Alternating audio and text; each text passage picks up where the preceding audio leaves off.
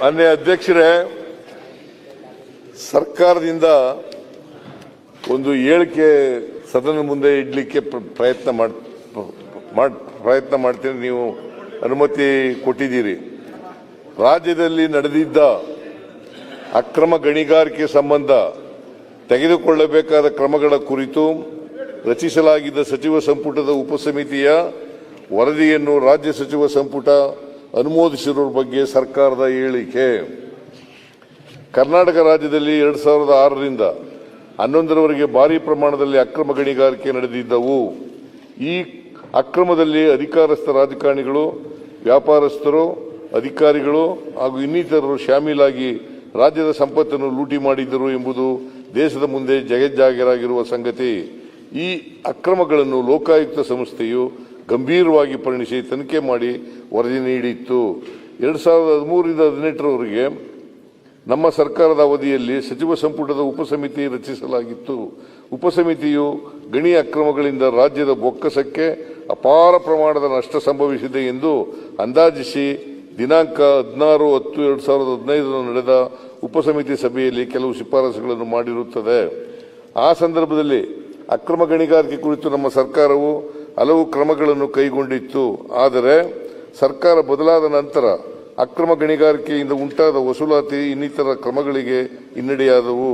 ಸಾರ್ವಜನಿಕ ಸಂಪತ್ತಿನ ಲೂಟಿಯ ಬಗ್ಗೆ ಆಗಬೇಕಾದಷ್ಟು ಕ್ರಮಗಳು ಆಗಲಿಲ್ಲ ಎಂಬುದನ್ನು ಗಮನಿಸಿದ ಪ್ರಸ್ತುತ ನಮ್ಮ ಸರ್ಕಾರವು ದಿನಾಂಕ 5/7/2025ರಲ್ಲಿ ಅಧಿಕೃತ ಜ್ಞಾಪನಾ ಸಂಖ್ಯೆ ಸಂಶ್ 3 CSC 2025ರಲ್ಲಿ ಮಾನ್ಯ ಶ್ರೀ H.K. ಪಾಟೀಲ್ ಮಾನ್ಯ ಕಾನೂನು ಸಂಸದೀಯ ವ್ಯವಹಾರಗಳು ಹಾಗೂ ಪ್ರವಾಸೋದ್ಯಮ ಸಚಿವರ ಅಧ್ಯಕ್ಷತೆಯಲ್ಲಿ ಸಚಿವ ಸಂಪುಟದ ಉಪಸಮಿತಿಯನ್ನು ರಚಿಸಿತು. ಸದರಿ ಉಪಸಮಿತಿಯು ಕೂಲಂಕಷವಾಗಿ ಪರಿಶೀಲಿಸಿ ದಾಖಲೆಯ ಅವಧಿಯಲ್ಲಿ ಸಭೆಗಳನ್ನು ಮಾಡಿ ದಿನಾಂಕ 13/8/2025 ವರದಿ ನೀಡಿತು. ಸದರಿ ವರದಿಯನ್ನು ದಿನಾಂಕ 19/8/2025 ವಿಶೇಷ ಸಚಿವ ಸಂಪುಟ ಸಭೆಯಲ್ಲಿ ಚರ್ಚಿಸಿ ಅಂಗೀಕರಿಸಲಾಗಿದೆ ಎಂಬುದನ್ನು ಸದನದ ಗಮನಕ್ಕೆ ತರಬಯಸುತ್ತೇನೆ. ಅಕ್ರಮ ಗಣಿಗಾರಿಕೆಯಿಂದ ತೆಗೆಯಲಾದ ಕಬ್ಬಿಣದ ಅದಿರಿನ ಪ್ರಮಾಣ ಅಂದಾಜಿಸಿದ ವಿವರಗಳು. ಬಿ ವರ್ಗದ 60 ಕಬ್ಬಿಣದ ಅದಿರಿನ ಗಣಿ ಗುತ್ತಿಗೆಗಳಿಂದ 9.37 ಕೋಟಿ ಟನ್ ಕಬ್ಬಿಣದ ಅದಿರು ಅಕ್ರಮವಾಗಿ ಹೊರತೆಗೆದಿರಬಹುದೆಂದು ಮಾನ್ಯ ಲೋಕಾಯುಕ್ತರ ವರದಿಯಲ್ಲಿ ಅಂದಾಜಿಸಲಾಗಿದೆ.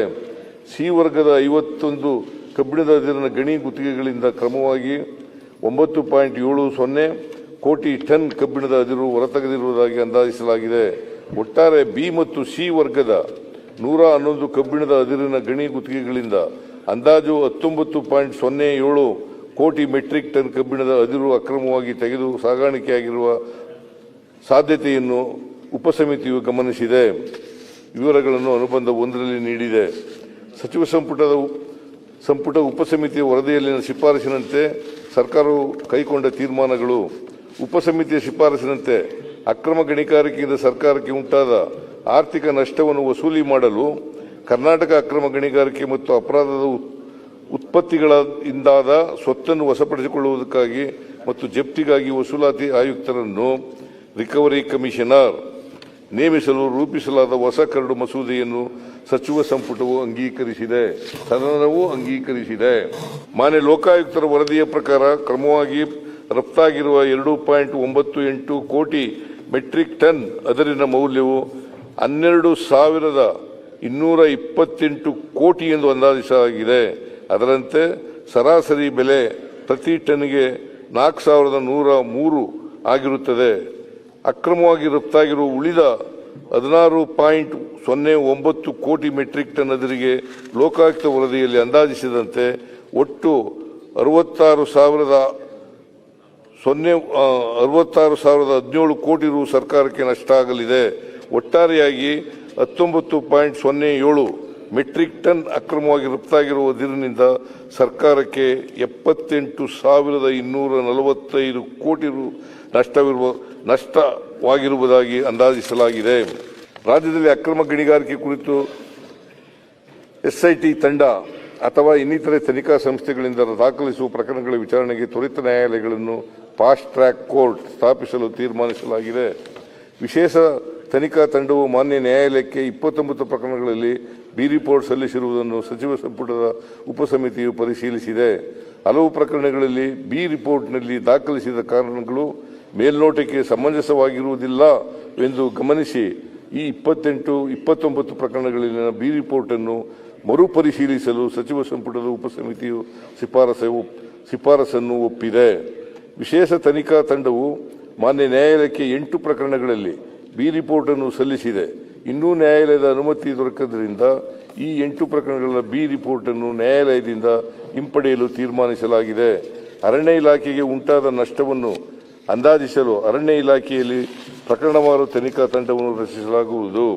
ಸಚಿವ ಸಂಪುಟ ಉಪಸಮಿತಿ ಶಿಫಾರಸಿನಂತೆ ಸಿಬಿಐನಿಂದ 10 ವರ್ಷಗಳ ನಂತರವೂ ತನಿಖೆ ನಡೆಸದೇ ಇರುವಂತಹ ಪ್ರಕರಣಗಳ ತನಿಖೆಯನ್ನು ತ್ವರಿತಗತಿಯಲ್ಲಿ ಪೂರ್ಣಗೊಳಿಸಿ ಕ್ರಮ ತೆಗೆದುಕೊಳ್ಳುವಂತೆ ಅಥವಾ ವಿಶೇಷ ತನಿಖಾ ತಂಡದ ಮೂಲಕ ತನಿಖೆಗೆ ಒಳಪಡಿಸಲು ಸಿಬಿಐಗೆ ವಹಿಸಲಾದ ಪ್ರಕರಣಗಳನ್ನು ವಾಪಸ್ ಕಳಿಸುವಂತೆ ಕೇಂದ್ರ ಸರ್ಕಾರವನ್ನು ಕೋರಲು ತೀರ್ಮಾನಿಸಲಾಗಿದೆ.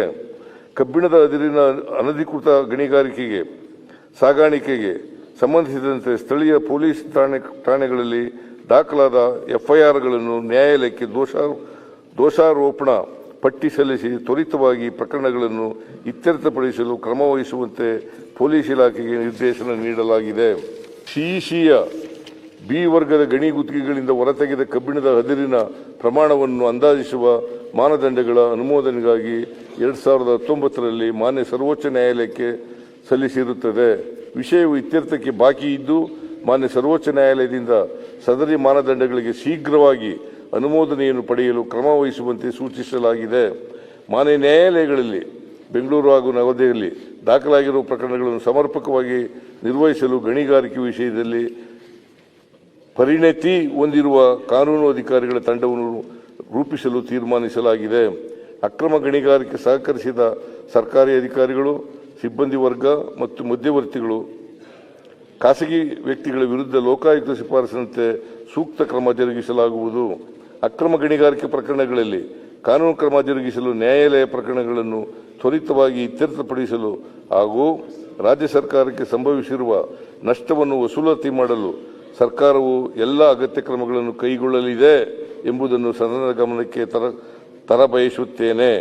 ನಮ್ಮ ಸರ್ಕಾರವು ಸಾರ್ವಜನಿಕ ಸಂಪತ್ತಿನ ಲೂಟಿಯನ್ನು ಯಾವುದೇ ಕಾರಣಕ್ಕೂ ಸಹಿಸುವುದಿಲ್ಲ ಎಂದು ಸಹ ಸದನಕ್ಕೆ ತಿಳಿಸಬಯಸುತ್ತೇನೆ.